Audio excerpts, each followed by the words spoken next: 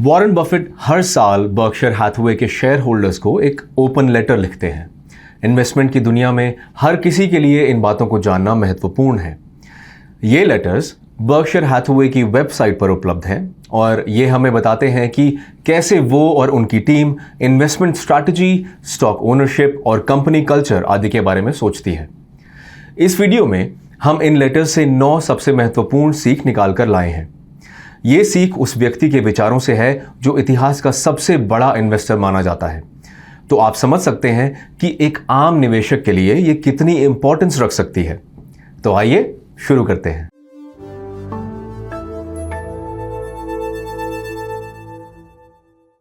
Incentive compensation system के माध्यम से अपने टारगेट्स को पूरा करने वाले प्रमुख मैनेजर्स को रिवॉर्ड देना कंपनीज में एक आम बात है, लेकिन अधिकांश कंपनीज के विपरीत बर्कशायर हैथवे परफॉर्मेंस को मापने के लिए स्टॉक प्राइस का उपयोग किसी भी पैमाने के रूप में नहीं करता है। साल 1985 के लेटर में बफेट ने एक बात लिखी थी जिसे मैं यहां कह रहा हूं।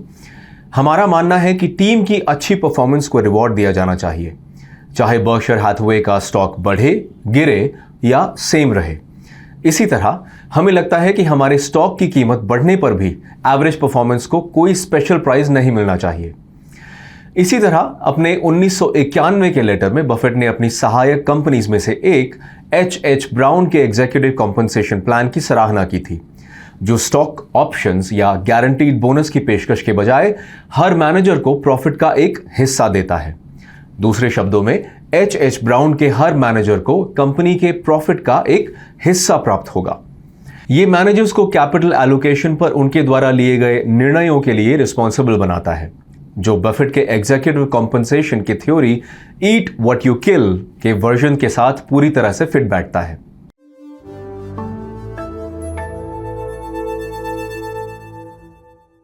ये आमतौर पर देखा गया है कि ज्यादातर इन्वेस्टर शेयर खरीदने को लेकर प्राइस ऑब्सेस्ड होते हैं और दिन में कई बार उस स्टॉक की कीमत को देखते रहते हैं। मैं श्योरली उनमें से एक था और अब भी मुझे दिन में कई बार शेयर प्राइस चेक करने से खुद को रोकना मुश्किल होता है। इस पर बफेट ने अपने 1996 के लेटर में बड़ी दिलचस्प बात कही है। अगर आप 10 साल के लिए स्टॉक्स नहीं रखना चाहते हैं तो इसे 10 मिनट के लिए भी रखने के बारे में ना सोचें। बफेट ने यहां यह बताने की कोशिश की है कि डेली मूवमेंट से प्रभावित हुए बिना आपको उन कंपनीज की तरफ देखना चाहिए जो काफी बढ़िया प्रोडक्ट्स बना रही हैं, जिनके स्ट्रॉन्ग कंपेटिटिव एडवांटेजेस हों और वो लंबे टाइम में स्टेबल रिटर्न्स दे सकें। आइए बर्कशायर हैथवे के गायको में निवेश की ओर देखते हैं, जिसे बफेट का दी बेस्ट एक्विजिशन माना जाता है। जब भी बफेट गायको को देखते हैं तो वो उस सब पैरामीटर्स को रिप्रेजेंट करता है जो वो एक कंपनी में देखते हैं।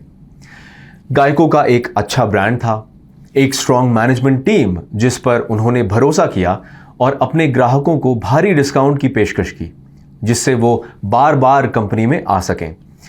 बफेट 1951 में इस कंपनी से काफी इंप्रेस थे। उन्होंने अपनी नेटवर्थ का आधे से ज्यादा गायको में निवेश करने का फैसला लिया। वो इसमें लगातार बर्कशायर हैथवे की हिस्सेदारी बढ़ाते रहे, विशेष रूप से 1970 के बेयर मार्केट के दौरान जब ये काफी चीप वैल्यूएशन पर अवेलेबल था। साल 1995 तक बर्कशायर के पास कंपनी का आधा हिस्सा आ गया था और उसके कुछ समय बाद बफेट ने गायको को बर्कशायर हैथवे की फुली ओन्ड सब्सिडरी बनाते हुए इसके बाकी हिस्से को खरीदने की व्यवस्था की। मुद्दा यह है कि बर्कशायर के पास इन 45 सालों में कई बार ऐसे मौके आए जब वो गायको में अपनी हिस्सेदारी बेच सकते थे और 100 गुना प्रॉफिट बना सकते थे, लेकिन बफेट गायको की एक कंपनी के रूप में पूरी ओनरशिप चाहते थे, जिससे इसकी वैल्यू को बर्कशायर शेयर होल्डर्स के लिए मैक्सिमम किया जा सके। सीधे शब्दों में कहें तो हमेशा ओनर की मानसिकता के साथ इन्वेस्ट करें।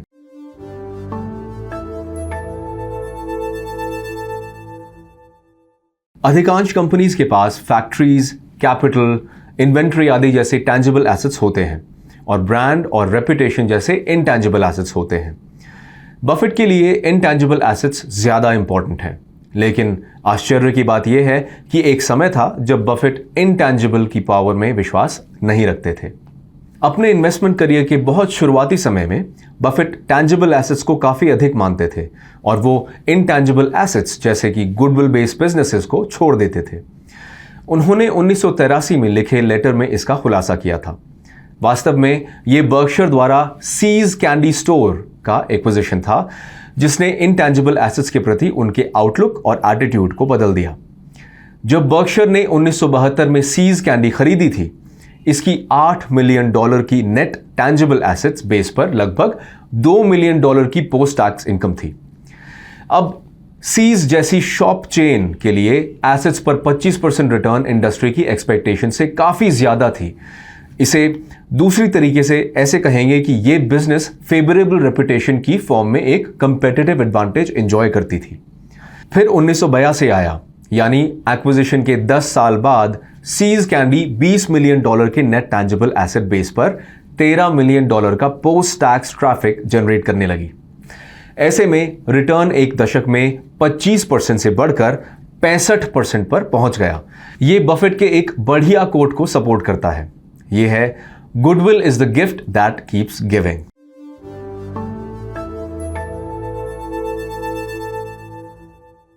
बफेट का मानना था कि आमतौर पर स्टॉक मार्केट एफिशिएंट होता है, लेकिन मार्केट में उतरने का सबसे बेस्ट टाइम क्या होगा, इसका आसानी से फैसला कर पाना मुश्किल है। लेकिन इसके साथ ही बफेट ने अपने लेटर में इस फैक्ट पर स्ट्रेस दिया है कि प्राकृतिक आपदा, युद्ध, दुर्घटनाएं आदि कई ऐसी चीजें हैं जब लोग लॉजिकल डिसीजंस नहीं लेंगे। ऐसे समय में लॉजिक की जगह इमोशंस यानी भावनाएं आ जाएंगी। साल 2017 में बफेट ने शेयर होल्डर्स को लिखे एक लेटर में लिखा, बाजार आमतौर पर तर्कसंगत होते हैं, लेकिन वे कभी कभी क्रेजी चीजें भी करते हैं। उन मौकों को सीज करने के लिए अधिक दिमाग लगाने की जरूरत नहीं होती। इकोनॉमिक्स में डिग्री या मार्केट की गहरी समझ की जरूरत भी नहीं होती। बफेट का मानना है कि जानकार इन्वेस्टर्स को लगातार कंपनीज की फंडामेंटल वैल्यू को देखना चाहिए। अगर इन्वेस्टर या निवेशक ऐसा करते हैं तो वो नेचुरली भीड़ की ऑपोजिट डायरेक्शन में रहेंगे और इससे एक्स्ट्रा प्रॉफिट्स पाएंगे। उनकी इस थॉट प्रोसेस को उनके एक फेमस कोट से भी जाना जा सकता है। उन्होंने 2004 के लेटर में लिखा था, जब दूसरे लालची हों तो भयभीत रहें, और जब दूसरे भयभीत हों तो खुद लालची बन जाएं।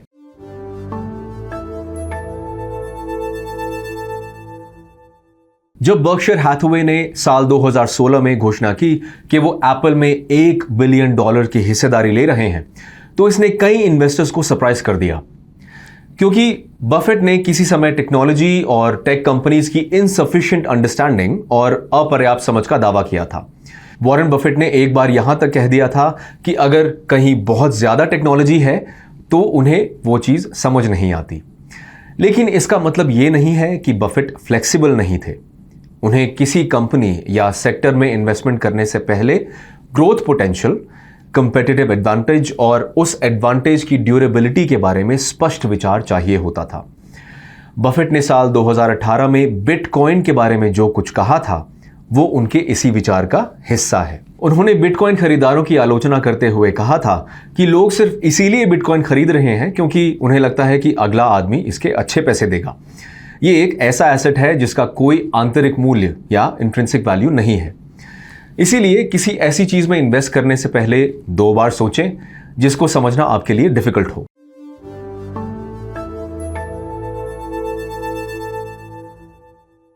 बार्गेन करना किसे पसंद नहीं है।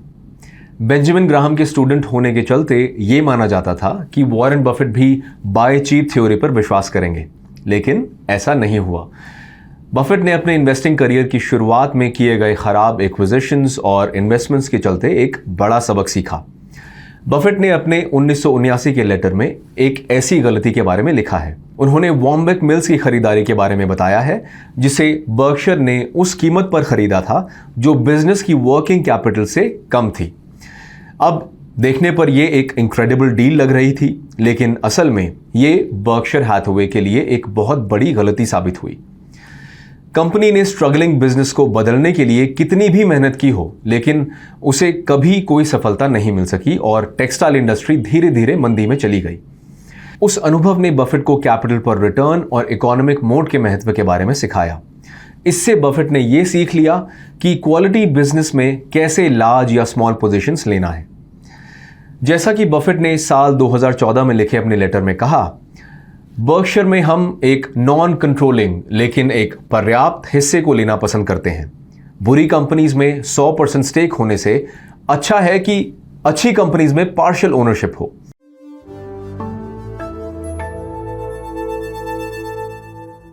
कई लोग एक सक्सेसफुल इन्वेस्टर की कल्पना किसी एक ऐसे व्यक्ति के रूप में करते हैं जो हाइपर एक्टिव है। आपको एक ऐसा व्यक्ति नजर आता है जो लगातार फोन पर रहता है, डील्स करता है, ट्रेडर से बात करता है, नेटवर्किंग करता है, वगैरह वगैरह। पर बफेट इसके बिल्कुल विपरीत है। वो इनएक्शन यानी ज्यादा ना करने के एक बड़े एडवोकेट हैं और ये दिखाने के लिए नंबर्स का भी उपयोग करते हैं। ये बताते हैं कि एक average active share market investor ने 1997 से 2016 तक केवल 4% रिटर्न कमाया, जबकि S&P 500 इंडेक्स ने कुल मिलाकर 10% का एनुअल रिटर्न दिया। तो रिटेल इन्वेस्टर्स के लिए रिटेल एक्शन असल में इनएक्शन में है।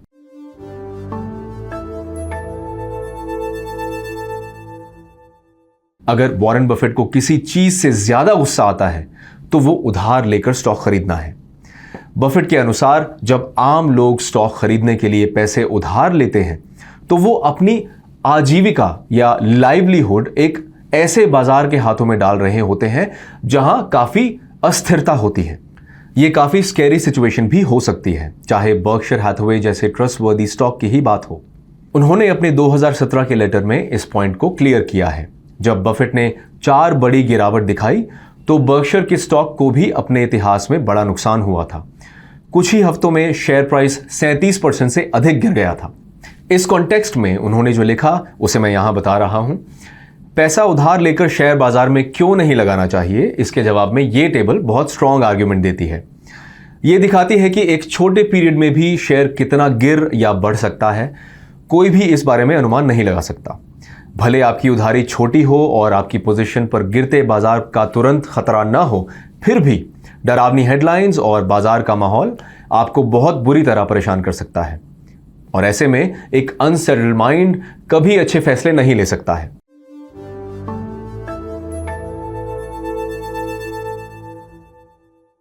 बफेट अक्सर कहते हैं कि उनके द्वारा टेक्सटाइल कंपनी को खरीदना एक इन्वेस्टर के रूप में उनकी सबसे बड़ी गलती थी और इसमें कुछ सच्चाई है। आखिरकार उन्होंने एक औसत दर्जे या गिरते हुए और कैपिटल की कमी वाले बिजनेस में इन्वेस्ट किया था और इसके बजाय अगर उन्होंने इस पैसे को इंश्योरेंस कंपनीज में लगाया होता तो वो अगले 45 सालों में $200 बिलियन एक्स्ट्रा रिटर्न कमा सकते थे। समय और रिटर्न्स का कंपाउंडिंग इफेक्ट उनके 1989 के लेटर में बहुत अच्छी तरह डिस्क्राइब्ड है, जहां वो कहते हैं कि समय अच्छे बिजनेस का मित्र है और औसत या मीडियोकर बिजनेसेस का दुश्मन है। इसे और बेटर तरीके से रखें तो बफेट का कहना है कि एक ऐसा बिजनेस जो वैल्यू जनरेट नहीं कर रहा हो, लंबे समय में एक इन्वेस्टर को नुकसान पहुंचाता है। उसे न केवल कम रिटर्न मिलता है बल्कि एक बेहतर इन्वेस्टमेंट के अवसरों से भी चूक जाता है।